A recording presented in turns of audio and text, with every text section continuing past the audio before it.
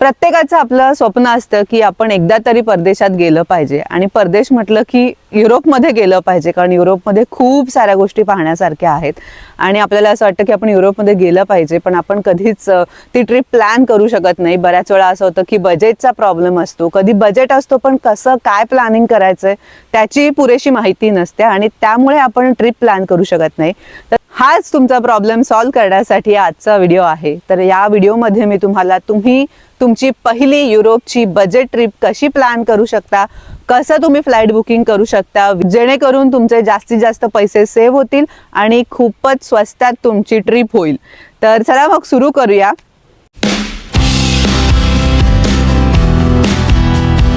नमस्कार मंडळी, welcome back to Thamke family in Europe. मी अश्विनी आणि आम्ही नेदरलँडच्या देशामध्ये राहतो. युरोपमधल्या नोकरीच्या संधी आणि युरोपमधले बरेचसे देश आम्ही फिरत असतो आणि त्याबद्दल व्हिडिओज बनवत असतो. जर तुम्ही आमच्या चॅनलला नवीन असाल तर सगळ्यात आधी आमच्या चॅनलला सबस्क्राईब करा. तर मंडळी, कुठल्याही बाहेर देशामध्ये जायचं असेल तर सगळ्यात आधी आपल्याकडे पासपोर्ट असावा लागतो आणि जर तुम्हाला पासपोर्ट काढायचा असेल तर इंडियन पासपोर्ट वेबसाईटवरती जाऊन तो तुम्ही काढू शकता आणि महिनाभराच्या आतमध्ये तुम्हाला पासपोर्ट मिळू शकतो. पासपोर्ट काढून झाल्यानंतर युरोपमध्ये एंट्रीसाठी सगळ्यात महत्त्वाची जी डॉक्युमेंट आहे ती म्हणजे शेंजेन व्हिसा. शेंजेन व्हिसासाठी तुम्हाला कोणकोणते डॉक्युमेंट्स लागतात त्याचा व्हिडिओ मी ऑलरेडी माझ्या चॅनलवर अपलोड केलेला आहे, तो तुम्ही जाऊन बघू शकता. आणि शेंजेन व्हिसा कसा अप्लाय करायचा याची जर तुम्हाला प्रोसेस माहिती करून घ्यायची असेल तर मला कमेंटमध्ये सांगा, मी त्यावरती सुद्धा नक्की व्हिडिओ बनवेन. शेंजेन व्हिसा मिळवण्यासाठी कमीत कमी 30 ते 45 दिवस तरी लागतात आणि त्यासाठीच तुम्ही तुमच्या ट्रॅव्हल डेटच्या 2 महिने आधी तरी तुम्ही शेंजेन व्हिसासाठी अप्लाय करायला पाहिजे. युरोपमध्ये येण्यासाठी दुसरी महत्त्वाची गोष्ट आहे ती म्हणजे फ्लाईट बुकिंग करणं. फ्लाईट युरोपमध्ये येण्यासाठी खूपच महाग आहेत, त्यामुळे तुम्हाला अर्ध्या किमतीत फ्लाईट वगैरे मिळतील असं काही होऊ शकत नाही. पण त्यातल्या त्यात तुम्ही कसं स्वस्तामध्ये फ्लाईट बुक करू शकता त्याची मी तुम्हाला ट्रिक सांगणार आहे. तर युरोपमध्ये येण्यासाठी जर तुम्हाला स्वित्झर्लंड, पॅरिस, जर्मनी अशा देशांमध्ये जरी जायचं असलं तर त्या देशांमध्ये जाण्यासाठी डायरेक्ट फ्लाईट आहेत आणि त्या डायरेक्ट फ्लाईट नो डाऊट खूपच महाग आहेत. त्यामुळे तुम्ही डायरेक्ट फ्लाईट न बुक करता कनेक्टिंग फ्लाईटचं ऑप्शन सुद्धा घेऊ शकता. त्याचबरोबर युरोपमध्ये येण्यासाठीच्या ज्या फ्लाईट्स आहेत त्या जर तुम्ही कमीत कमी 3 महिने आधी बुक केलात तर तुम्हाला बऱ्यापैकी तुमचे पैसे सेव्ह होऊ शकता. अचानकपणे तुम्हाला आता 1 महिन्याने फ्लाय करायचं आहे म्हणून तुम्ही फ्लाईट बुक करताय तर तशी फ्लाईट खूपच महाग पडू शकते. नेहमी तुम्ही फ्लाईट बुक करताना रिफंडेबल फ्लाईट्स बुक करा, जेणेकरून तुमची ट्रिप कॅन्सल झाली, काही इमर्जन्सी आली किंवा तुमचा व्हिसा रिजेक्ट झाला तर त्या केसमध्ये तुम्हाला तुमचे सगळे पैसे रिटर्न मिळू शकतात. आणि जेव्हा तुम्ही शेंजेन व्हिसासाठी अप्लाय करता तेव्हा तुम्हाला फ्लाईट तिकीट सुद्धा दाखवायला लागतात. तर त्यामुळे तुम्ही हे जे रिफंडेबल तिकीट बुक केले तर ते तुम्हाला जास्त बेनिफिशियल असेल. युरोपमध्ये येण्यासाठी जर तुम्हाला फ्लाईट बुक करायची असेल तर तुम्ही बेसिकली स्काय स्कॅनरवरती जाऊ शकता आणि तिथे बऱ्याचशा तुम्हाला ज्या प्लेसेसवरती जायचं आहे त्यातल्या ज्या सिटीज आहेत तिथले जे एअरपोर्ट्स असतील, समजा तुम्हाला स्वित्झर्लंड, जर्मनी, पॅरिस, अजून नेदरलँड्समध्ये यायचं आहे तर त्याच्या आजूबाजूचे जे देश आहेत त्यातल्या सुद्धा तुम्ही सिटी सिलेक्ट करा आणि तुम्ही चेक करा की तिथे जाण्यासाठी किती फ्लाईटचा डिफरन्स पडतोय तुम्हाला. आणि हे आजूबाजूचे जे देश असतात ते फिरण्यासाठी खूपच इझी असतात, त्यामध्ये तुम्ही ट्रेनने सुद्धा प्रवास करू शकता. पण फ्लाईटचे जे रेट्स असतात ते बऱ्यापैकी कमी जास्त असतात. तर तुम्ही अशा प्रकारे शोधू शकता की तुम्ही ज्या देशामध्ये जाताय त्याच्या आजूबाजूचा जो देश आहे तिथे जाण्यासाठी किती फ्लाईटचं तिकीट आहे आणि त्यानुसार तुम्ही ज्या पण कंट्रीमध्ये फ्लाईट रेट कमी असेल ती कंट्री तुमची स्टार्टिंग डेस्टिनेशन किंवा एंडिंग डेस्टिनेशन ठेवून तुम्ही युरोपमध्ये एंट्री करू शकता. शेंजेन व्हिसा जो तुम्हाला मिळतो तो पूर्ण युरोपसाठी व्हॅलिड असतो, त्यामुळे युरोपमध्ये जवळजवळ 26-27 देश येतात आणि त्या देशांमध्ये तुम्ही फिरू शकता. तर तुम्ही कोणत्याही कंट्रीमध्ये एंट्री घेऊ शकता, एक्झिट घेऊ शकता, त्याचा काहीच प्रॉब्लेम नाही आहे. युरोपमध्ये जर येणार असाल तर तुम्हाला नक्की कोणत्या देशांमध्ये फिरायचं आहे त्याची इटिनरी मात्र तुम्ही सगळ्यात आधी डिसाईड करा. आपण जेव्हा बघतो तेव्हा युरोपमध्ये 26 देश येतात आणि आपण पहिल्यांदाच येणार असेल तेव्हा असं आपल्याला होतं की मी कोणत्या देशात जाऊ, मी काय काय करू, आणि खूप सारे देश आहेत त्यामुळे प्रत्येक ठिकाणाची जी काय म्हणतो खासियत आहे ती वेगवेगळी आहे. त्यामुळे तुम्हाला नक्की कोणत्या देशात जायचं आहे ते आधी डिसाईड करून ठेवा, त्याची लिस्ट बनवा आणि मी असं म्हणेन की युरोपचे जे 5 मेन रिजन आहेत, ईस्ट, वेस्ट, साऊथ, नॉर्दर्न आणि सेंट्रल, असे युरोपचे 5 रिजन आहेत. तर त्या 5 रिजनपैकी 1-2 जे आजूबाजूचे रिजन असतील ते तुम्ही डिसाईड करा आणि पहिल्या ट्रिपसाठी ते यूज करा. अजून सुद्धा तुम्ही एक गोष्ट करू शकता की तुम्ही कोणत्या सीझनमध्ये येणार आहात त्यानुसार तुम्ही कंट्री डिसाईड करा. जसं की नेदरलँड, स्वित्झर्लंड, पॅरिस हे जे देश आहेत ते तुम्ही स्प्रिंग आणि समर सीझनमध्ये जास्त चांगल्या प्रकारे एक्सप्लोर करू शकता. फिनलँड, आइसलँड, नॉर्वे यासारखे, स्वीडन यासारखे जे देश आहेत जिकडे भरपूर थंडी असते, तर ते देश तुम्ही डिसेंबर टू फेब्रुवारीमध्ये एक्सप्लोर करू शकता. तर तुम्ही कोणत्या सीझनमध्ये येणार आहात त्यानुसार तुम्ही कंट्रीज डिसाईड करा. आणि मी सजेस्ट करेन की तुम्ही अगदी आता नेदरलँड्स आहे आणि मग तुम्ही इटलीला डिसाईड करताय, तर ते खूपच दूरचं डिस्टन्स आहे आणि त्यामुळे तुमचं कमी दिवसांमध्ये ते फिरून होणार नाही आणि कमी बजेटमध्ये सुद्धा बसणार नाही. बजेटमध्ये ट्रिप प्लॅन करायची असेल तर तुम्ही रिजन वाईज आणि तुमच्या इंटरेस्टनुसार ती डिवाइड करा, जेणेकरून तुम्ही कमी वेळात जास्तीत जास्त ठिकाणं फिरू शकता. युरोपमध्ये एंट्री केल्यानंतर तुम्हाला सगळ्यात आधी तुमच्या घरच्यांना इन्फॉर्म करायचं आहे की तुम्ही युरोपमध्ये एंटर झालेला आहात. आणि नक्कीच आपले जे भारतातले सिम कार्ड असतात ते बऱ्याच वेळा इथे चालतात नाही चालतात असं सगळ्यांच्या मनात डाऊट असतो. तर मी माझ्या माहितीप्रमाणे तरी मी इथे आल्यानंतर सुद्धा माझं जे एअरटेलचं, वोडाफोनचं जे सिम कार्ड होतं त्याला इंटरनॅशनल रिचार्ज करून ते इथे वापरलं होतं, पण ते रिचार्ज खूपच महाग पडतं आणि सगळ्याच कंट्रीमध्ये ते सिम कार्ड चालू राहील की नाही अशी काही गॅरंटी नाही आहे. त्यामुळे एअरपोर्टला उतरल्यानंतर तुम्ही ज्या कंट्रीमध्ये गेला आहात तिथे तुम्ही त्यांना विचारू शकता एअरपोर्टवरती की कोणतं असं सिम आहे जे सगळीकडे चालेल आणि ते सिम तुम्ही घेऊ शकता. जसं आमच्या इथे लिबारा आहे, ऑरेंज आहे, लायका आहे, तर असे जे सिम कार्ड आहेत ते बऱ्यापैकी आम्ही इकडच्या सगळ्या कंट्रीजमध्ये म्हणजे जिथे जिथे आम्ही फिरलो तिथे आम्ही वापरलेले आहेत. तर तुम्ही असे सिम घेऊ शकता आणि त्याला तुम्ही जितके दिवस राहणार असाल तेवढ्याचा रिचार्ज करून तुम्ही ते वापरू शकता.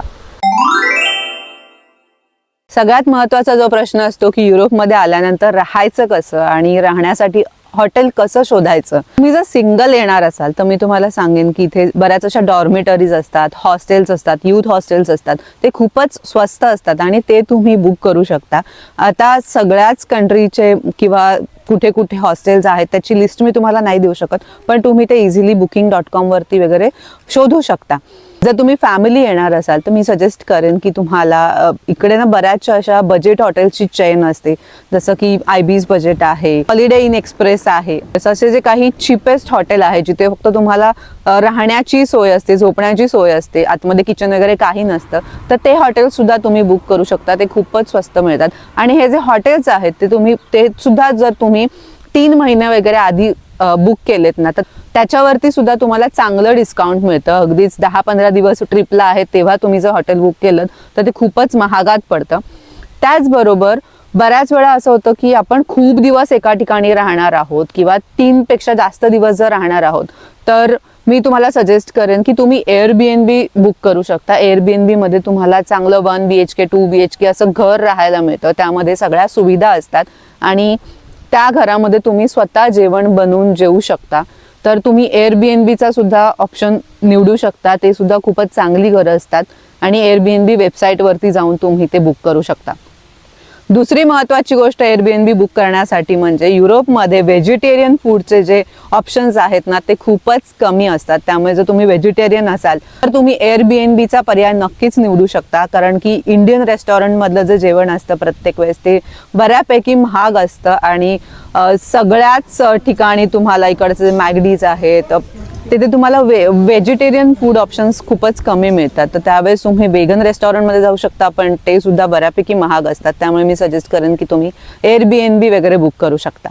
बजेट हॉटेल्स मी तुम्हाला म्हणते ते तुम्ही booking.com वरून किंवा अगोडावरती जाऊन सुद्धा बुक करू शकता. पण मी असं सजेस्ट करेन की तुम्ही एकदा त्यांच्या वेबसाईटवरती जाऊन सुद्धा त्याची प्राइस किती आहे, तुम्ही जे हॉटेल रूम बुक करणार आहात त्याची प्राइस किती आहे ती चेक करा. बऱ्याच वेळा असं होतं की तिकडे जी प्राइस असते ती खूपच कमी असते आणि तुम्ही जेव्हा अकाउंट क्रिएट करता त्या अकाउंटवरती पॉईंट्स ॲड होत राहतात. तुम्हाला अर्ली चेक इनचा वगैरे बेनिफिट मिळतो जो तुम्ही थर्ड पार्टी वेबसाईट यूज केली तर बऱ्याच वेळा मिळत नाही. त्यामुळे तुम्ही अशा हॉटेल्सच्या वेबसाईटवरती डायरेक्ट जाऊन जर बुकिंग केली तर तुम्हाला चांगलं डिस्काउंट सुद्धा मिळू शकतं.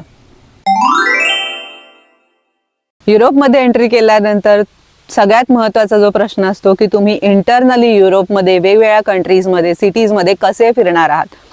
भारतातून युरोपला कसं यायचं ते मी तुम्हाला सांगितलेलंच आहे, पण युरोपमध्ये आल्यानंतर युरोपमध्ये इंटरनली तुम्ही कसे फिरणार आहात, एका सिटीमधून दुसऱ्या सिटीमध्ये किंवा एका कंट्रीमधून दुसऱ्या कंट्रीमध्ये तुम्ही कसे जाणार आहात हे मी तुम्हाला आता सांगणार आहे. तर सगळ्यात आधी युरोपमध्ये ज्या इंटर कंट्री फ्लाईट्स असतात ना त्या सुद्धा खूपच चीप असतात, त्यामुळे तुम्ही इंटर कंट्री फ्लाईट सुद्धा सर्च करू शकता. जसं तुम्हाला ॲम्स्टरडॅम टू म्युनिक जायचं आहे, ॲम्स्टरडॅम टू झ्युरिक जायचं आहे, ॲम्स्टरडॅम टू पॅरिस जायचं आहे, तर त्या ज्या फ्लाईट्स असतात त्या बऱ्यापैकी 50 ते 100 युरोच्या आतमध्ये असतात आणि त्या सुद्धा तुम्ही बुक करू शकता. त्यानंतर युरोपमध्ये इंटरसिटी ज्या ट्रेन असतात त्या सुद्धा खूप असतात. जसं EU रेल आहे तर त्या EU रेलचं पण पासेस तुम्ही घेऊ शकता. बऱ्यापैकी एका कंट्रीमध्ये बरेच दिवस राहणार असाल आणि त्या कंट्रीमध्ये इंटरसिटी मध्ये फिरणार असाल तर त्या कंट्रीमधला तुम्ही पास घेऊ शकता, EU रेल पास घेऊ शकता. त्याचबरोबर जर तुम्हाला म्युनिक टू सॅल्झबर्ग जायचे, म्युनिक टू इन्सब्रग जायचे, ऑस्ट्रियामध्ये जायचं आहे, तर त्यासाठी तुम्ही EU रेल तिकीट बुक करू शकता आणि ते सुद्धा 40 ते 50 युरोमध्ये तुम्हाला मिळतं. तर अशा प्रकारे तुम्हाला प्रत्येक देशामधून युरोपमध्ये एका देशातून दुसऱ्या देशामध्ये जायला खूप सारे ट्रेनचे ऑप्शन्स आहेत आणि युरोपमधल्या ट्रेन जर्नी ज्या आहेत त्या खूपच सिनिक असतात, खूप सुंदर असतात. तर त्याचा तुम्ही नक्कीच फायदा उचला आणि स्वस्तामध्ये ट्रॅव्हल करण्यासाठी ट्रेनचं ऑप्शन तुम्ही निवडू शकता. त्याचबरोबर युरोपमध्ये फ्लिक्स बस सुद्धा असतात ज्या एका सिटीमधून दुसऱ्या सिटीमध्ये जातात, एका कंट्रीमधून दुसऱ्या कंट्रीमध्ये तुम्हाला घेऊन जाऊ शकतात. जर तुम्ही आधी बुकिंग केली तर त्या फ्लिक्स बसने सुद्धा तुम्ही पूर्ण युरोप फिरू शकता. तर तो सुद्धा ऑप्शन खूपच छान आहे. या सगळ्याची लिंक मी तुम्हाला देईन. आणि स्वित्झर्लंडमध्ये जर असाल तर तुम्ही स्विस पास घेऊ शकता. असे खूप सारे, तुम्ही जापान कंट्रीमध्ये जाणार आहात, ज्या सिटीमध्ये जाणार आहात त्याची इन्फॉर्मेशन तुम्हाला गुगलवरती पूर्ण मिळून जाईल. जर तुम्ही ट्रान्सपोर्टेशन, इंटरसिटी ट्रान्सपोर्टेशन टाकलं तरी सुद्धा मिळून जाईल. तर तो थोडासा रिसर्च करा आणि कसे तुमचे पैसे वाचतील याचा विचार करा. त्याचबरोबर बऱ्याचशा सिटीजमध्ये जसं की ॲम्स्टरडॅममध्ये जर तुम्ही आलात तर ॲम्स्टरडॅम सिटी पास असतो. या पासमध्ये तुम्हाला ॲम्स्टरडॅममधलं विदिन ॲम्स्टरडॅम ट्रॅव्हल फ्री असतं आणि इथले जे म्युझियम्स आहेत, एक्सकर्शन्स आहेत त्याच्यावरती तुम्हाला ऑफर असते. बऱ्याच वेळा ते फ्री असतात किंवा कधी कधी तुम्हाला 50% अमाऊंट वगैरे पे करावी लागते. तर तसा एका सिटीमध्ये जर तुम्ही 1 दिवस 2 दिवस राहणार असाल तर तुम्ही 24 आवर्सचा, 48 आवर्सचा, 72 आवर्सचा पास घेऊ शकता आणि त्याच्यामध्ये सुद्धा तुम्हाला खूप सारे बेनिफिट्स मिळतात. ट्रेन आणि बस जेव्हा तुम्ही ट्रान्सपोर्टसाठी यूज करताय तेव्हा एक गोष्ट लक्षात घेण्यासारखी आहे की ट्रेन आणि बसचा जो प्रवास आहे तो नक्कीच इंटर कंट्री किंवा इंटर सिटी फिरण्यासाठी खूप जास्त तासांचा असणार आहे. त्यामुळे तुमच्याकडे जर वेळ कमी असेल तर मी सजेस्ट करेन की तुम्ही इंटर कंट्री फ्लाईट्स बुक करा. म्हणजे जर तुमच्याकडे भरपूर वेळ असेल तर मात्र तुम्ही ट्रेनचं ऑप्शन सिलेक्ट करू शकता, कारण की ट्रेनची, बसची जी जर्नी आहे प्रवासामुळे तुम्ही थकून जाऊ शकता आणि मग तुम्हाला फिरण्याची मजा येणार नाही. त्यामुळे मी सजेस्ट करेन की तुम्ही फ्लाईट सुद्धा बुक करू शकता. त्याचबरोबर युरोपमध्ये टॅक्सीचा सुद्धा तुम्ही प्रवास करू शकता आणि इथे बोल्ट, उबेर यासारखे ॲप्स अवेलेबल आहे ज्याच्यावरून जाऊन तुम्ही टॅक्सी बुक करू शकता. काही जर तुम्हाला अशा ठिकाणी जायचं असेल, दुर्गम भागामध्ये जायचं असेल प्रवास करण्यासाठी, अशा वेळेस तुम्हाला टॅक्सीचं ऑप्शन चांगला असू शकतो, कारण की बऱ्याच ठिकाणी मग ट्रेन किंवा बस एवढ्या इझिली अवेलेबल नसतात किंवा टाईमचं पण रेस्ट्रिक्शन असतं. युरोपच्या बऱ्याच ठिकाणी संध्याकाळी 6 नंतर वगैरे बसेस अवेलेबल नसतात. तर अशा वेळेस तुम्ही टॅक्सीचं ऑप्शन बुक करू शकता. आणि बरेचसे असे फेसबुक ग्रुप्स किंवा असे फोरम्स असतात ना ज्याच्यामध्ये तुम्ही विचारू शकता लोकांना की काय काय ऑप्शन्स अवेलेबल आहेत. तर बरेचसे लोक असतात जे पोस्ट टाकत असतात की आमची टॅक्सी आहे वगैरे. तर तुमच्या ओळखीचं कोणी असेल त्या सिटीमध्ये, कंट्रीमध्ये, तर तुम्ही त्याला विचारून फुल डे साठी सुद्धा टॅक्सी बुक करू शकता. तर तो सुद्धा एक ऑप्शन आहे. नक्कीच टॅक्सीचा ऑप्शन सगळ्यात शेवटी ठेवा, कारण की टॅक्सी अजिबातच युरोपमध्ये चीप नाही आहे. इथलं जे पब्लिक ट्रान्सपोर्ट आहे ते खूपच छान आहे, त्यामुळे जास्तीत जास्त पब्लिक ट्रान्सपोर्टचा वापर करा. 24 तासाचं 48 तासासाठी सुद्धा पूर्ण पब्लिक ट्रेनचे तिकीट वगैरे मिळतात, बसचे तिकीट मिळतात, ते सुद्धा चीप असतात. तर ते सुद्धा तुम्ही घेऊ शकता. अजून एक महत्त्वाची टीप म्हणजे बऱ्याचशा युरोपियन कंट्रीजमध्ये जी लहान मुलं असतात त्यांच्यासाठी प्रवास अडल्ट सोबत फ्री असतो. आता तुम्ही आम्स्टरडॅममध्ये नेदरलँड्समध्ये आलात तर तिथे सुद्धा खूपच कमी युरोज म्हणजे 2 युरोचं तिकीट ट्रेनला वगैरे मिळतं. बसमध्ये 1 युरोच्या तिकीटमध्ये फ्री असतं. समरमध्ये आलात तर आमच्याकडे पूर्ण पब्लिक ट्रान्सपोर्ट लहान मुलांना बऱ्यापैकी फ्री असतं. तर असे जे स्कीम्स असते तुम्ही शोधू शकता.